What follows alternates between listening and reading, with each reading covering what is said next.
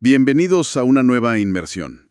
Hoy tenemos sobre la mesa un tema que, francamente, sacude bastante los cimientos de lo que creemos saber sobre la medicina moderna. Así es. Y es un material denso. Muy denso. Vamos a hacer un análisis a fondo de un libro sumamente controvertido titulado The Cancer Industry: Crímenes, conspiración y la muerte de mi madre, escrito por Mark Sloan. Un texto que vale la pena mencionar respalda sus afirmaciones citando más de 1000 estudios clínicos y científicos. Exacto, o sea, no son solo opiniones. Y nuestra misión en esta sesión es desglosar de manera muy objetiva las afirmaciones de Sloan. Sobre la historia, la eficacia real y, pues, las motivaciones financieras detrás de los tratamientos oncológicos convencionales. Bueno, vamos a desempacar esto porque de verdad la cantidad de información y la curiosidad intelectual que despierta es abrumador. Sí, totalmente. Y para abordarlo correctamente, es fundamental que mantengamos un enfoque calmado y analítico. Queremos examinar el porqué detrás de los argumentos del autor. Claro, conectar los puntos. Pero antes de dar el primer paso, hay que hacer una pausa obligatoria. Muy importante la aclaración de imparcialidad para la audiencia. Exactamente. Hay que recordar a quienes nos escuchan que toda la información que vamos a discutir hoy representa estricta y únicamente la perspectiva del autor del libro original. No constituye de ninguna manera una recomendación médica. Para nada, ni refleja una postura oficial de nuestra parte. Estamos aquí con una lente verdaderamente neutral, informando sin tomar partido. El pensamiento crítico exige analizar ideas complejas manteniendo la objetividad. Entender un argumento no significa validarlo. Así es. Entonces, empecemos por el principio, digamos, el catalizador personal de esta investigación. Mark Sloan relata la pérdida de su madre cuando él tenía apenas 12 años. Una historia de origen muy fuerte. Sí, pero lo que él señala es que el declive de su madre no provino del avance de la enfermedad. Sino de los efectos secundarios de los tratamientos. Exacto. El dolor insoportable por la cirugía, la quimioterapia y la radioterapia. Y esa tragedia lo impulsó a investigar los orígenes de estas prácticas médicas. Unos orígenes históricos que él describe como bastante perturbadores, empezando por el bisturí, Menciona al doctor J. Marion Sims. considerado el fundador espiritual del actual Memorial Sloan Kettering, quien en el siglo XIX practicó cirugías experimentales en mujeres esclavas. Y sin anestesia. Algunas soportaron hasta 30 operaciones. Te hiela la sangre. Es escalofriante. Y la crítica no se detiene en el quirófano. Cuando habla de la quimioterapia moderna, revela un origen bélico. El gas mostaza de la Segunda Guerra Mundial. Literalmente, un arma química diseñada con el propósito explícito de destruir el sistema inmunológico. O sea, el salto lógico de la época fue inyectar derivados de un veneno militar en pacientes. Es una locura. Y el patrón se repite con la radioterapia. Menciona los famosos fluoroscopios para probar zapatos en los años 20. Ah, sí. Máquinas en las tiendas de zapatos que emitían dosis masivas de rayos X. La gente metía los pies solo para ver los huesos moverse. Y décadas después causaron un aumento drástico de cáncer de pie y amputaciones. Si conectamos esto con el panorama general, podemos entender la raíz del escepticismo del autor hacia la medicina moderna. Claro, él ve estas prácticas casi como armas biológicas adaptadas. Y pasando al presente, el libro lanza una crítica feroz a la cirugía oncológica actual. Describe procedimientos extremos que se siguen practicando. Menciona 4 en particular. El procedimiento Comando, que es la extirpación masiva de la mandíbula inferior. El procedimiento de Whipple. La exenteración total, que implica extraer casi todos los órganos pélvicos y abdominales. Y la hemicorporectomía, Que es básicamente la amputación de todo el cuerpo por debajo de la pelvis. El trauma físico es inimaginable. pero el argumento central de Sloan aquí no es solo lo visual o lo traumático. Ah, no. No, su tesis científica es que la cirugía puede empeorar el cáncer. Él introduce el concepto del microambiente tumoral. Ah, la idea de la latencia de los tumores. Exacto.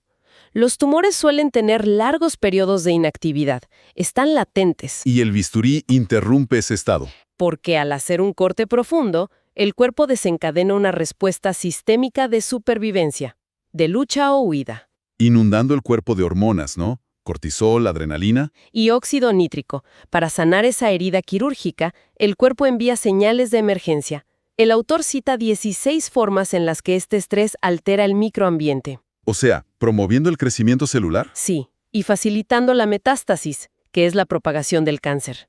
El proceso natural de cicatrización es secuestrado por el tumor. Genuinamente cambia tu perspectiva sobre una herida quirúrgica. Y aquí es donde se pone realmente interesante. Con la quimioterapia y la radioterapia. Sí, son cura o veneno.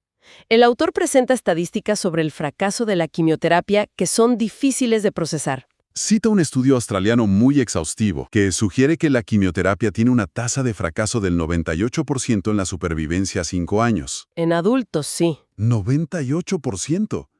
Además, menciona la investigación en el Reino Unido, donde descubrieron que muchísimos pacientes murieron Murieron a causa de la toxicidad de la quimioterapia. dentro de los 30 días posteriores a recibirla. No por el cáncer, sino por el tratamiento. Y la audiencia seguramente se pregunta por qué se usa si falla tanto. El autor lo explica con la paradoja celular. ¿Cómo funciona exactamente esa paradoja? Al principio, estos químicos tóxicos parecen encoger la masa tumoral. Sí, engañando a los médicos haciéndoles creer que funciona. Claro, pero en realidad el veneno hace que las células madre del mismo paciente sufran un estrés extremo. Y muten. Exacto, son forzadas a dividirse rapidísimo, acelerando el problema a largo plazo y creando células resistentes. O sea, ganas la batalla visual del escáner, pero pierdes la guerra sistémica. Así es, y con la radiación ocurre algo similar. Introduce el concepto del efecto espectador. El famoso bystander effect. Me pareció visualmente increíble el experimento de la Universidad de McMaster que cita el libro. El de las truchas arcoíris. Sí, tomaron peces irradiados y los pusieron en agua con peces sanos, Y el daño celular se transfirió a los peces sanos. a través de un mensajero químico en el agua, el óxido nítrico. ¿Y si aplicamos esto a la radioterapia en humanos? La sangre actúa como esa agua del tanque, digamos. Exactamente. La radiación localizada en, no sé, la mama o la próstata libera mensajeros de estrés. Que viajan y terminan dañando el ADN de células no irradiadas en otras partes del cuerpo. Aumentando el riesgo de cánceres secundarios por el resto de la vida del paciente. Y todo esto plantea una pregunta súper importante sobre la prevención. Cuestiona directamente el mito de que la detección temprana salva vidas. Porque, o sea, según el autor, la detección temprana solo sirve si el tratamiento temprano es efectivo y seguro. Lo cual él argumenta que no lo es. Desmiente un mantra médico gigante. Empezando por el examen de próstata, el famoso PSA. Cita al propio descubridor del antígeno prostático específico, el Dr. Richard Ablin. Quien literalmente llamó al uso masivo de su prueba un desastre de salud pública. Porque el PSA solo mide el tamaño o inflamación de la próstata, no el cáncer. Y esto lleva a millones de hombres a someterse a biopsias innecesarias, Con altísimos riesgos de infección. para luego terminar en cirugías que les causan incontinencia e impotencia permanente. Para tratar tumores que estadísticamente tenían un 97% de probabilidad de supervivencia sin hacer nada. Es sobrediagnóstico puro.